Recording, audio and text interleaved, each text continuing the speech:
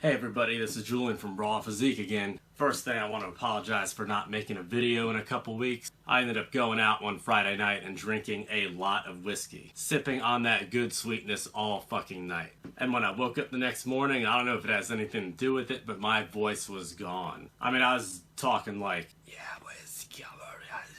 it was fucking horrible. And considering my job requires me to talk to a lot of people, that sucked. Everyone thought I had the fucking Ebola virus, and I really just had a little bit too much whiskey for what my throat could handle. Alright, back to the topic of this video. We are going to talk about fucking beach abs, or ripped abs, or badass abs. Those cheese grater abs. Those abs on top of abs on top of abs. Those abs that make females faint at the beach. Even your bro friends will want to run up and want to touch those damn abs. Back to this rock hard solar plexus, we are going to talk about how to actually achieve those abs. Now there is a saying, and it's probably one of the last things you want to hear, but it is, quote, "the abs are made in the kitchen." Problem is that is fucking true. Sorry for all the swear words, I'm just excited to get back to making videos. Anyway, no matter what exercises you do, no matter how hard of a workout or how long you work out your abs for, how many times a week, none of that matters if you have a layer of fat in front of them. So basically the subcutaneous fat that runs over your abs covers up all your hard work that you've been doing in the gym. And the only way to actually get rid of that is to drop your calories. More bad news. No one likes hearing that they have to drop their calories in order to get the body they want. Because it is not fun cutting calories. Especially if you're like me and you like to eat all the damn time.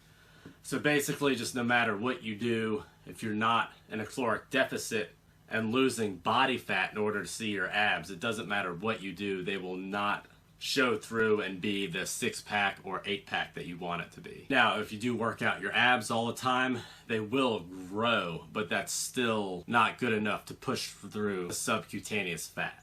What exercising them will do is when you do cut down your calories, therefore dropping your overall fat percentage, your abs will be bigger. So that if anything, they will show through a tiny bit better through the fat.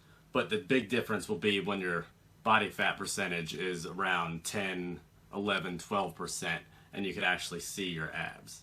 So the best way to get those abs popping and showing at the beach or wherever you want them to be out at will be about 90% diet. It's probably even higher, because if your fat content is like 20, 25% fat, you can have the fucking most built, ripped abs in the damn world, and you're not going to see them at all because of the fat layer that will be covering them up.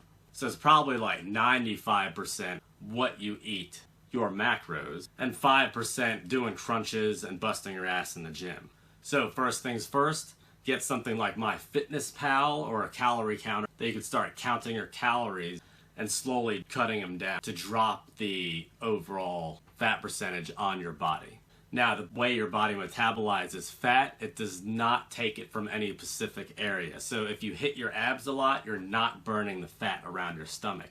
You're burning the overall percentage of fat on your body doing crunches or any type of exercise. When you're in the gym and you're running your ass off, your body doesn't take fat from a certain area. It takes it from all over and breaks that down for energy. There is no way to specifically target a certain fat source on your body. There's just no way to do it, regardless of what you work out. It's a scientific fact, and it's been proven that your body just takes it from wherever. And people are different. Your fat reserves are different on different parts of your body. Some people, their back will be ripped. Some people, their chest will be ripped. Some people, especially females, will store more fat in their ass and their legs and their thighs. Some people will store more fat around their midsection.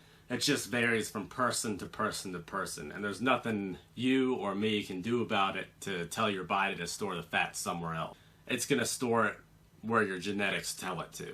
So working out those abs really hard, all that's doing is working out the muscle. It is not burning the specific fat regions around the stomach. But you should still do crunches and work out your abs in order to get more muscle in that area, because you will look more built once you do cut down and drop your fat percentage on your body. Now, first things first, caloric deficit. I've done videos on losing fat, so if you want to, I might post one at the end of this video, so you can go ahead and watch that and start that process. So now I'm going to talk about the exercises to do for the abs, so when they do start showing through, you will have a more developed 6 or 8 pack along with the striations around your side, and it tapers in and makes you look bigger and more with a V-shaped back if you have a smaller waist, ultimately making you look sexy for whoever you're trying to look sexy for. So with abs, you could work them out pretty much every time you go to the gym. If you do 3 or 4 or 5 exercises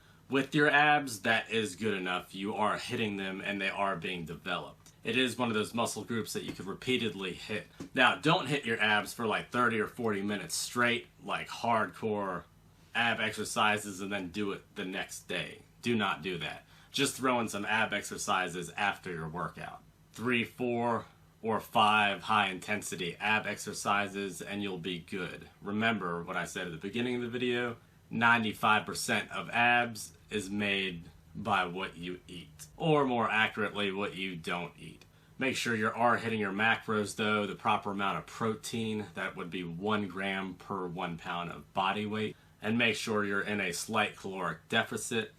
The slower you do your cut, the more muscle mass that your body will retain. If you do a cut and you're dropping like 2, 3, 4 pounds a week, some of that will be muscle. Your body will break down and metabolize the muscle on your body. If you're not into bodybuilding and you don't care and you want abs, then that's fine. But if you're like me and probably other people watching the channel and you're a bodybuilder, and especially, well, 100%ly a natural bodybuilder, then you will want to do a cut slowly. I'm talking half pound, 1 pound max a week. Unless you're at like 20 or 18 or 25% body fat, then you will be losing muscle if you cut down too fast. Higher percentage body fat, it's more acceptable and you're not necessarily breaking down as much muscle as somebody who is like 15% body fat trying to cut down. Anyway, exercises you should be doing for your abs. So number 1 on the list, hanging leg raises. Now you can do this either like on a dip machine by placing your elbows on the pads and lifting your knees up to your chest, or as high as you can, or you could hang on a pull-up bar and lift up your knees up to your chest as well, and concentrate on your abs while you're doing that and flexing and pinching your abs together. This is probably one of my favorite exercises because if you wanted to add a higher degree of intensity, you could just kick your feet out. If you straighten your legs and then try to lift your knees up to your abs, that adds more weight. So if you could do hanging leg or knee raises all day long, try it with straight legs because that'll add more weight due to the leverage of your leg being placed out farther over your knee. It's one of my favorites. Now you could do lying down crunches, either on the floor or on a bench, and they do have machines like this as well, where you can kind of sit in and hold the straps and do crunches. Now, some people freak out when you tell them to do crunches. There's been debates before on if crunches actually push your stomach out farther and all this bullshit, but crunches do help and they do hit your abs very good.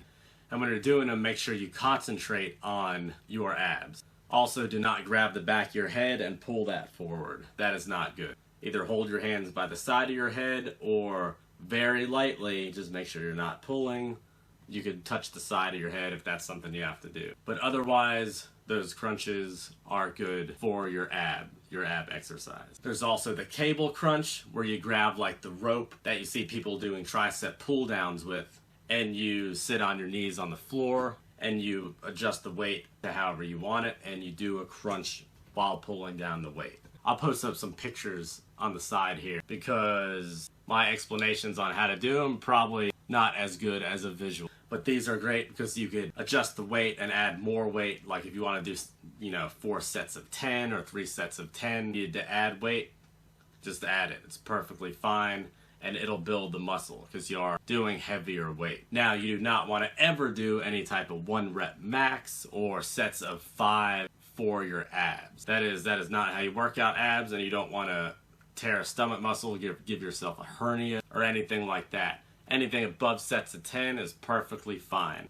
Below sets of 10 with abs, little sketchy, kind of a gray area. I would stay away from that. But believe me, you'll get the same benefits or even better doing sets in between 10 and 15 reps for these exercises. Now, you could also do the crunch with a medicine ball, where you basically stabilize leaning back on your ass, and you move the medicine ball back and forth. This will hit the inner and the outer sides of your ab. If you hit the outer sides of your abs where your like ribs are, the striations and how the muscle forms will actually give you the look of a smaller waist. If you take someone who doesn't have that built up and you take someone who does have that build up, the tapering of the muscle will make you look slimmer in the waist, even if you're the same size as another person that doesn't have those muscles develop. Now there's also the plank where you sit on your elbows and stretch out and balance on your feet. You could do these, you just flex and you sit there as long as you can, usually like 30 seconds to a minute or a couple minutes if you built up that far. And these are also great for your abs. Another interesting thing is doing squats will actually hit your abs as well, because your body will flex them and try to use them to stabilize while you're doing the squat. Now with these ab exercises, I mean there's a million ab exercises to do, but this is the basics for ab exercises. These are literally the only ones you need to do to get ripped abs. Now if you're doing a crunch or the hanging leg raise, you could always alternate by lifting your knees up to one side of your body, bringing them down and lifting them up to the other side of your body. This will hit the outside of the muscles around your waist and your side, the upper abs and your lower abs. It will hit pretty much everything. But you do need that variation if you want to hit most of your abs and get the most out of your workout. All these lists online and like the best ab exercises ever, they're all bullshit really.